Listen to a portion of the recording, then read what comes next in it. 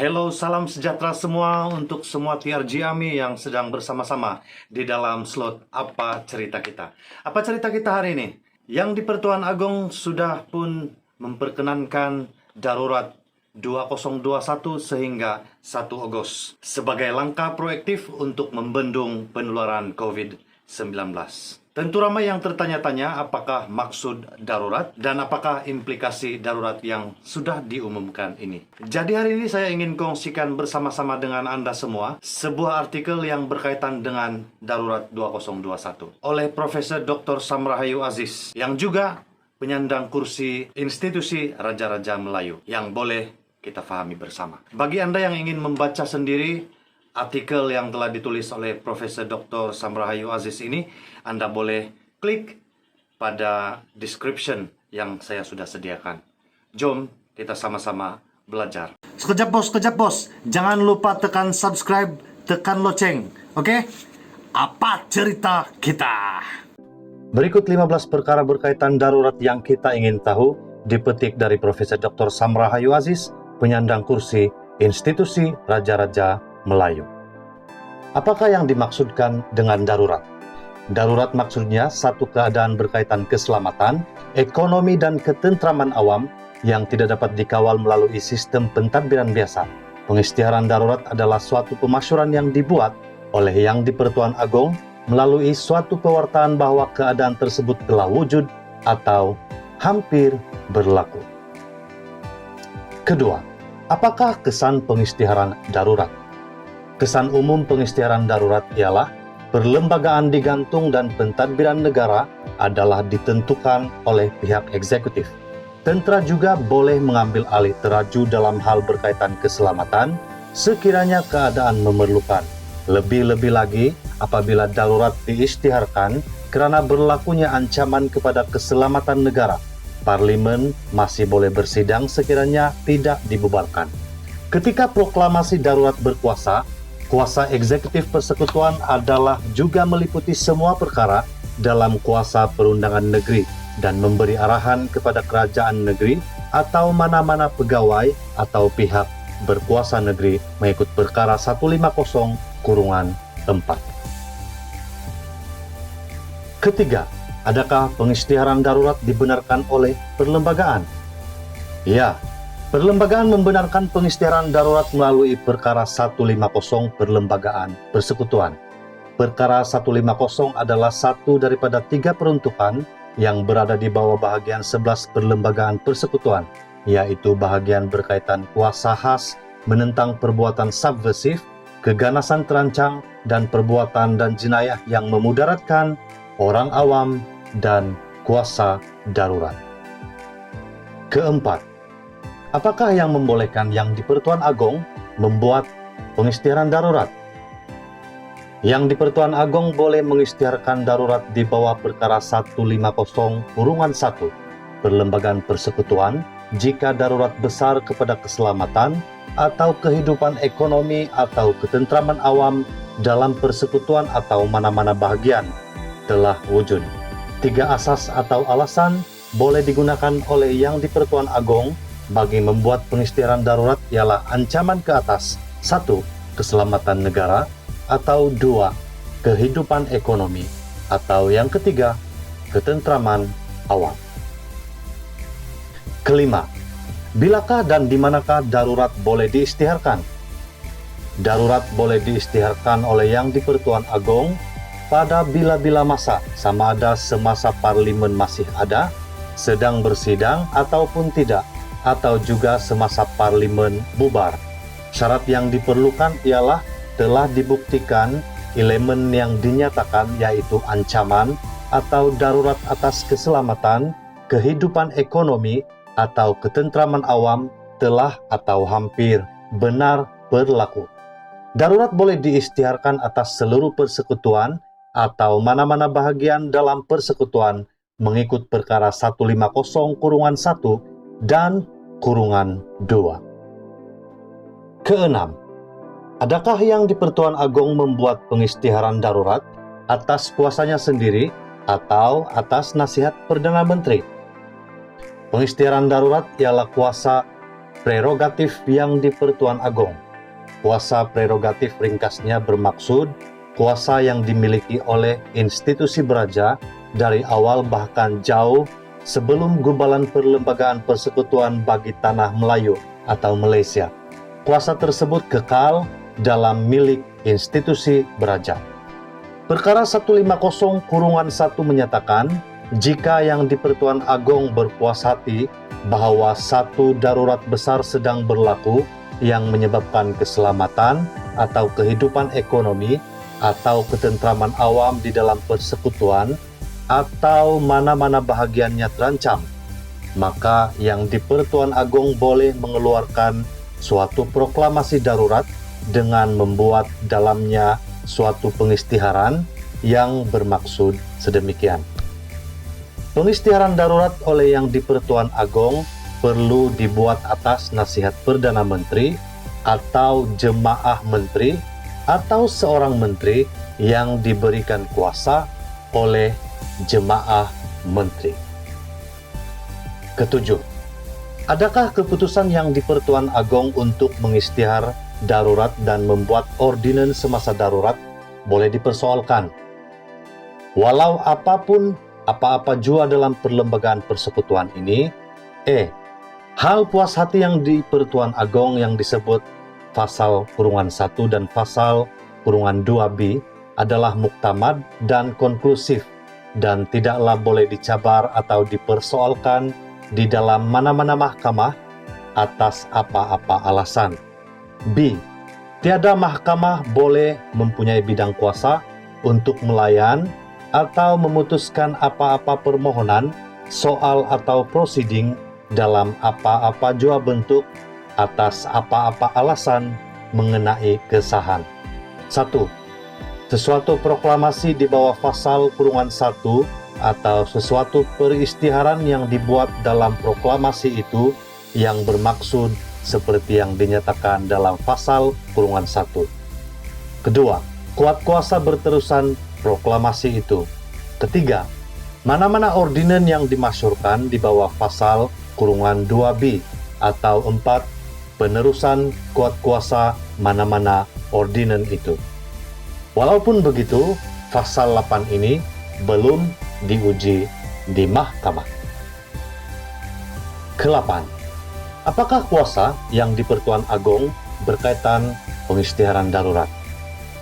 Kuasa yang di-Pertuan Agong di bawah perkara 150 mengenai pengisytiharan darurat termasuk kuasa untuk membuat proklamasi yang berlainan atas alasan berlainan atau keadaan berlainan. Ini bermaksud yang di-Pertuan Agong boleh membuat beberapa proklamasi darurat pada masa sama atau pada masa berlainan. Hal ini terdapat dalam perkara 150 kurungan 2e. 9. Bilakah yang di-Pertuan Agong boleh mengisytiharkan darurat? Yang di-Pertuan Agong boleh mengisytiharkan darurat dan menguatkuasakan darurat ketika majelis parlimen masih ada, sama ada semasa berlaku persidangan atau tidak, atau ketika parlimen telah pun dibubarkan. 10.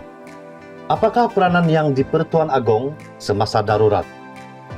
Sekiranya proklamasi dibuat semasa majelis parlimen tidak bersidang serentak, yang di-Pertuan Agong boleh memasyurkan undang-undang yang dinamakan ordinan.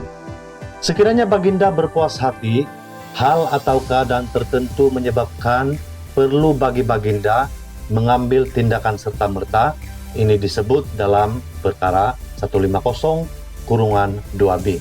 Maksud, majelis parlimen tidak bersidang serentak boleh difahami dalam pasal kurungan 9 perkara 150 yang memperuntukkan majelis-majelis parlimen hendaklah dikira sebagai bersidang hanya jika ahli setiap majelis itu masing-masingnya berhimpun bersama dan menjalankan urusan majelis.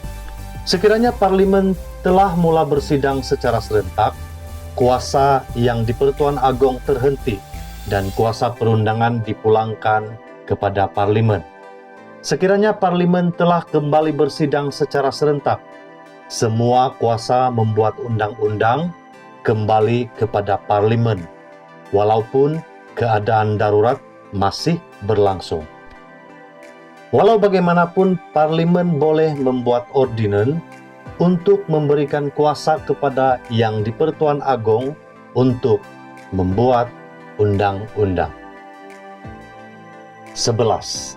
Adakah parlimen boleh membuat undang-undang semasa darurat?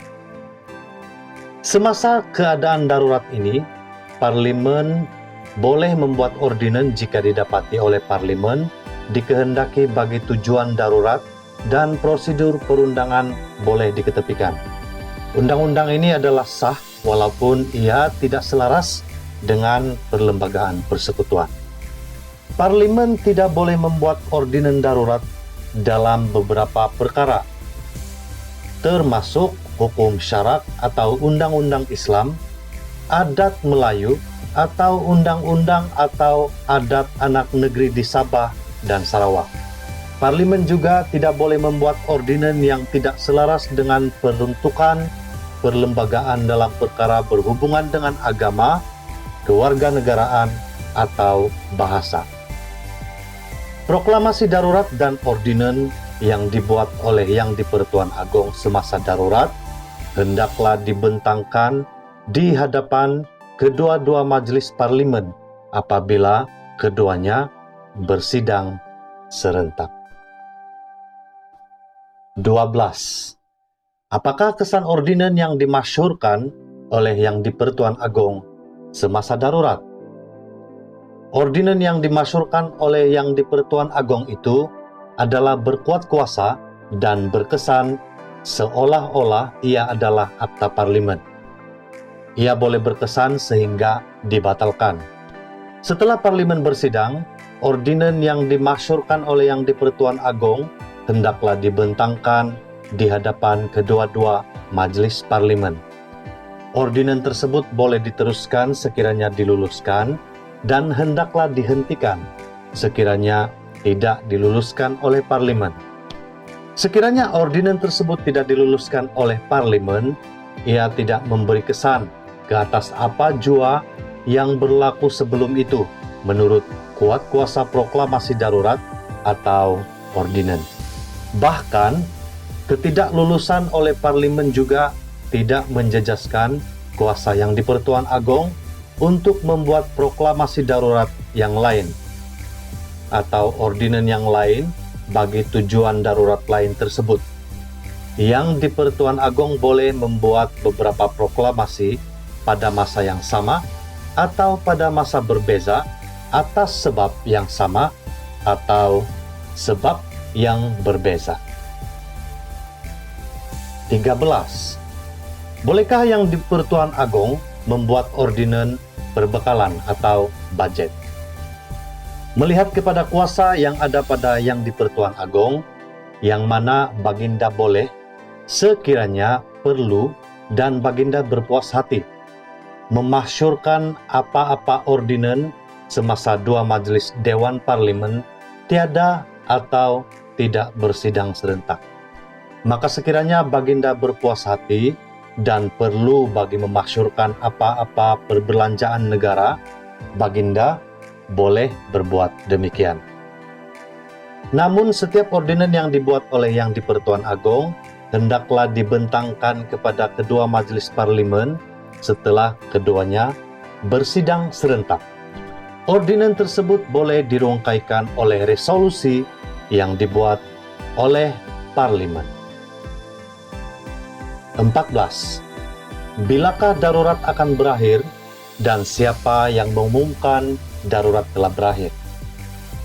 Perkara 150 tidak menyebut secara nyata tentang isu pengungkaian proklamasi darurat bila dan siapa. Perkara 150-3 menyebut secara tidak langsung proklamasi darurat dan apa-apa ordinan yang dimasyurkan di bawah pasal kurungan 2B hendaklah terhenti berkuat kuasa jika ketetapan diluluskan oleh kedua-dua majelis yang mengungkaikan proklamasi.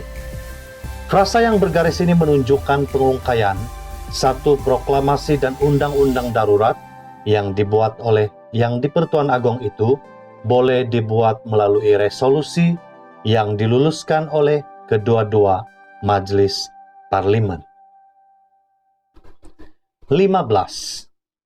Apakah akan berlaku kepada ordinan yang dibuat semasa darurat apabila darurat berakhir? Ordinan yang dibuat bagi tujuan darurat hendaklah terhenti berkuat kuasa setelah tamat tempoh 6 bulan dikira dari tarik proklamasi darurat terhenti berkuat kuasa. Maksudnya, ordinan tersebut boleh berkuat kuasa lagi sehingga habis tempoh 6 bulan dari tarik darurat berakhir. Lihat perkara 150/7. Semoga perkongsian ini memberikan maklumat yang berguna kepada kita semua. Itu saja untuk kali ini. Salam sejahtera dan jumpa lagi dalam slot yang akan datang. Bye-bye. Thanks for watching. Jangan lupa tekan like, comment, dan subscribe.